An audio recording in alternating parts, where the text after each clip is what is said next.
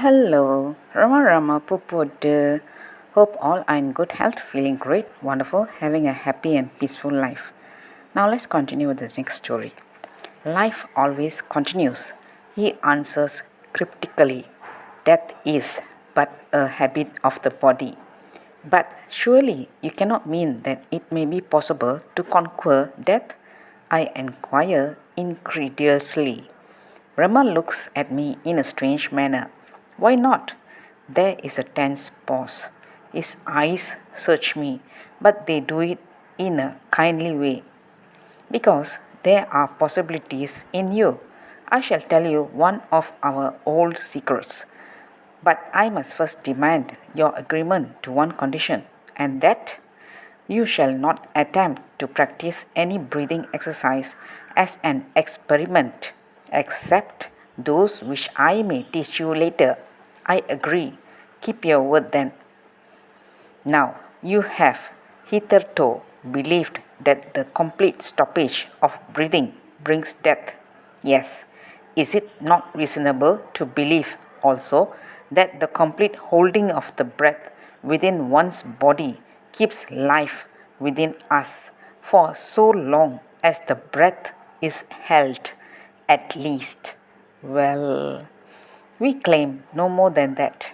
We say that an adept in breath control who can completely retain his breath at will, thereby retains his life current. Do you grasp that? I think so. Imagine now an adept in yoga who can keep the locked breath not merely for a few minutes as a curiosity, but for weeks, for months, and even for years. Since you admit that where there is breath, there must be life. So, do you not see how the prospect of prolonged life opens up for man? I am dumb. How can I dismiss this assertion as preposterous? Yet, how can I accept it? Does it not recall to memory the idle dreams of our European alchemists of medieval times, dreamers who sought an elixir of life, but who succumbed to the sickle of death one by one? But if Brahma is not self-deceived, why should he seek to deceive me? He has not sought my company, and he makes no effort to acquire disciples. A strange fear touches my brain. What if he is merely mad? No, he seems so sensible and rational in other matters. Would it not be better to regard him as mistaken? Yet something in me doubts even that conclusion. I am bewildered. Can I not convince you? He speaks again.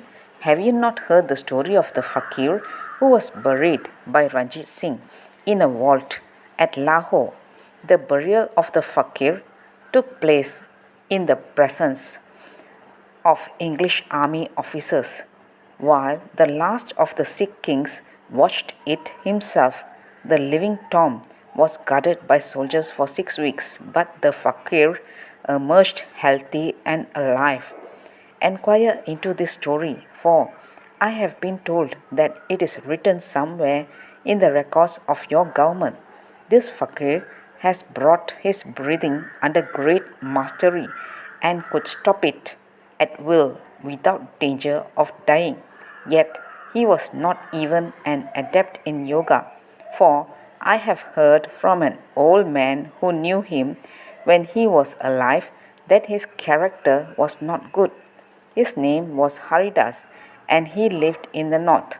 If this man could live in an airless space for such a long time without breathing, how much more can be done by the true masters of yoga who practice it in secret and will not perform these marvels of gold? Note: I have since verified this reference and find that the actual episode occurred in 1837 at Lahore. The fakir was buried in the presence of King Ranjit Singh, Sir Claude Wade, Dr. Honeyberger, and others. A guard of 6 soldiers watched the grave day and night to prevent fraud. The fakir was dug up alive. 40 days later, fuller particulars can be found in the archives at Calcutta. Thank you.